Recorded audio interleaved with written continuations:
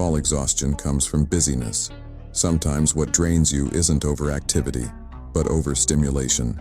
The barrage of notifications, voices, images, urgencies that aren't yours, yet invade as if they were. In this constant bombardment, the soul begins to wither, not from lack of energy, but from absence of silence.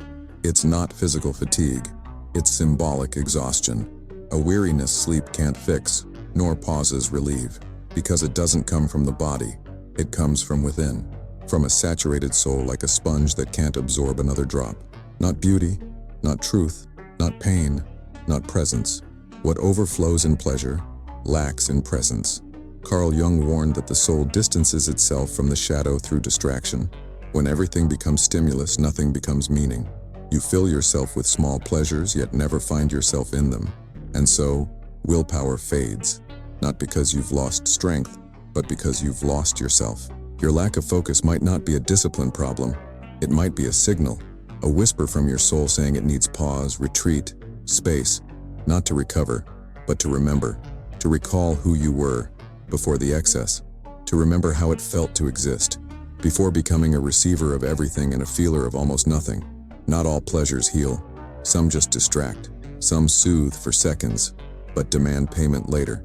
Because the issue isn't feeling pleasure, it's using pleasure as anesthesia, trading depth for relief, meaning for stimulus.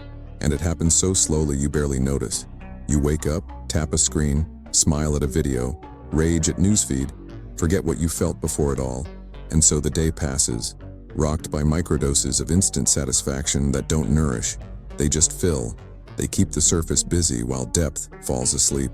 The price of feeling less pain is also feeling less truth. Digital overstimulation doesn't just tire us, it disconnects us. Neuroscientists explain that the prefrontal cortex, responsible for focus, decision-making, and long-term vision, grows numb under constant dopamine spikes. But what science calls numbness, the soul feels as void, because intuition doesn't shout, it whispers. And those drowning in noise stop hearing whispers, stop noticing inner pleas. They just react, hopping from stimulus to stimulus, seeking in pleasure an answer to a question never asked. Maybe focus isn't disappearing. Maybe it's waiting for you to silence the noise, to realize what feels like pleasure is often just decorated noise, to remember that true willpower isn't fed by quick highs, but by slow presence. You feel bored, but can't say why. You have endless content at your fingertips, thousands of videos, songs, conversations, distractions. Yet an emptiness persists, a discomfort that won't dissolve. Because boredom, contrary to myth, isn't lack of stimulus. It's excess of anesthesia. When everything's instant, the soul loses rhythm. It needs time, silence, digestion. But time's been hijacked by algorithms. Silence smothered by the urgency to not feel too much. So boredom appears, not as failure, but as messenger, a sign that something within is being ignored. Nietzsche said, "He who cannot endure boredom cannot endure eternity." Beyond philosophy, this reminds us boredom has purpose. It's the pause between meanings, the space where the soul breathes before creating, where the body stills before choosing. 10 minutes of silence may seem trivial, but for a noise-addicted mind, it's relearning how to listen, how to feel. Intuition doesn't speak amidst haste, it needs room. And boredom, when welcomed, can be that room. Perhaps what you lack isn't more stimulus, but more presence. And maybe boredom is just saying, you still feel, you can still return, even if you return quietly, even if weary. Still, return. Some days you feel hollow, incapable, unfocused, drained. Your first reaction is guilt, self-criticism. I'm unproductive, but maybe you're not failing. Maybe you're in retreat, in silent withdrawal, not by choice, but because your soul demanded it. Unconscious retreat becomes escape. You slow down, but don't rest. Step back, but don't listen. Gradually, what could have been pause becomes disconnection. You think you're resting, but you're just hiding from noise, from weight, from inner questions you've had no time or courage to hear. It's like an eclipse. The light's still there, but something temporarily covers it.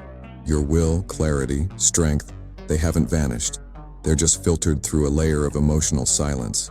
And this silence could be healing. reorganization, but it could also be denial. Maybe it's time to ask, what am I avoiding feeling today? Not to fix, not to confront, but to hold. Because what's seen softens, and what's felt finds its way back. You're not unproductive, you're in transition. And all transitions demand silence, demand listening, demand surrendering self-judgment, so you can finally meet yourself again, even if it happens slowly, even if it still hurts. Still, it's reunion. Some spaces don't wound with noise. They wound with constancy. Rooms that seem safe but harbor silent repetitions of pain. You adapt to the clamor, to chaos, to accumulated apathy in the corner. You start calling it normal, but the body knows. The soul knows. You grew accustomed to surviving chaos, and when survival lasts too long, you forget how to live. Forget peace isn't absence of tasks, it's presence of meaning. Forget the place you rest might also drain you if filled with absences. Your bedroom can be a cell or a temple. The difference isn't in the walls, but in the intention behind each gesture. How you make the bed, how you light a lamp, how you move an object. Not as decor, but as symbol. A small rite of reconnection.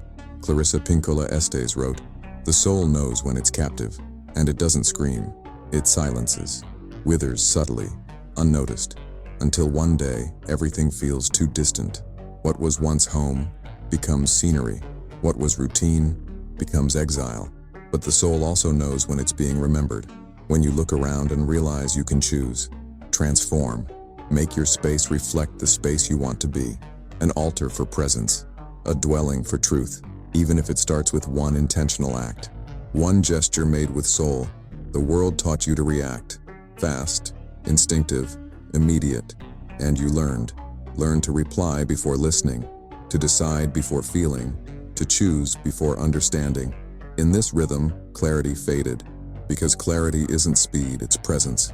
Silence before speech, space before action. Reaction is the opposite of presence. When you react, you're chained to stimulus. No pause, no real choice, just conditioned impulse. And the subtlest lie? You believe you're deciding, but you're just repeating what instant pleasure programmed in you. Dopamine became your compass, but the soul's true north doesn't pulse in spikes. It's born from depth. You think you're choosing, but you're just responding to dopamine. Clicking video to video, tab to tab, stimulus to stimulus. And when you try to focus, you can't. Not because you're incapable, but because your system's hijacked, your willpower held hostage. Now it begs for rescue.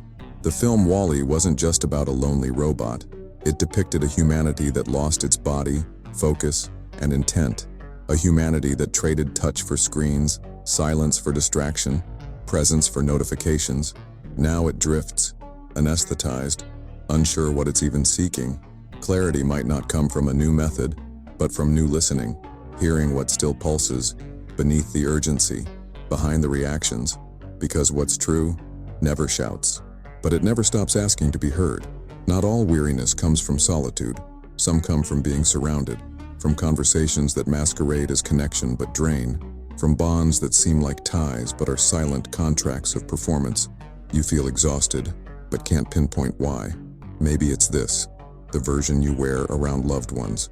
You miss who you were before you bent yourself so much, before smiling to avoid discomfort, before hiding truths to keep harmony. Because sometimes it's not people who drain you, it's the role you learn to play near them. And that role, however functional, tires, because it's not born from the soul, it's born from survival. Nietzsche said, "To live is to suffer, to survive is to find meaning in the suffering." Viktor Frankl echoed, "Inner freedom springs from choosing meaning. And when your bonds lack meaning, when they're just habit, dependency, dopamine, freedom begins dying in silence." Friendships can be nets. They hold you, but also trap you. What holds without listening traps unknowingly, traps your growth, authenticity, voice. You stay out of loyalty, fear, routine, but you exhaust yourself because you're present, but not whole. True connection isn't just proximity. It's being allowed to be, even if it unsettles, even if it changes the conversation, because what sustains bonds isn't frequency of meetings. It's the freedom within them. And freedom begins when you stop hiding. Even from those you love, you judge yourself for underperforming. for delaying tasks, for easy distraction. You call it lack of focus, laziness, procrastination, but maybe it's neither. Maybe you're just misaligned, spiritually adrift, forcing a path your soul no longer wants. Every lack of motivation carries unheard pain. What you call self-sabotage might be the muffled cry of something inside refusing to pretend anymore. Something tired of meaningless goals, soulless routines, productivity without truth. The body stops. When the spirit's exhausted from walking aimlessly, you scold yourself as if lacking strength, but maybe you're just spending too much on yourself, propping up a you that no longer fits. A character created to be accepted, admired, efficient. One that now feels too small because the pain of incoherence grew and started leaking as fatigue, confusion, inertia. Writing a letter to your pre-addiction self, whatever the addiction, is a reconnection ritual, a symbolic act of listening, because in that forgotten version, a part of you still remembers what it wanted. A self that didn't need dopamine to feel present, that didn't flee from itself so much. Focus isn't born from pressure, it blooms in coherence, when the soul sees itself in the path again. And for that, sometimes you must stop producing, to finally start listening.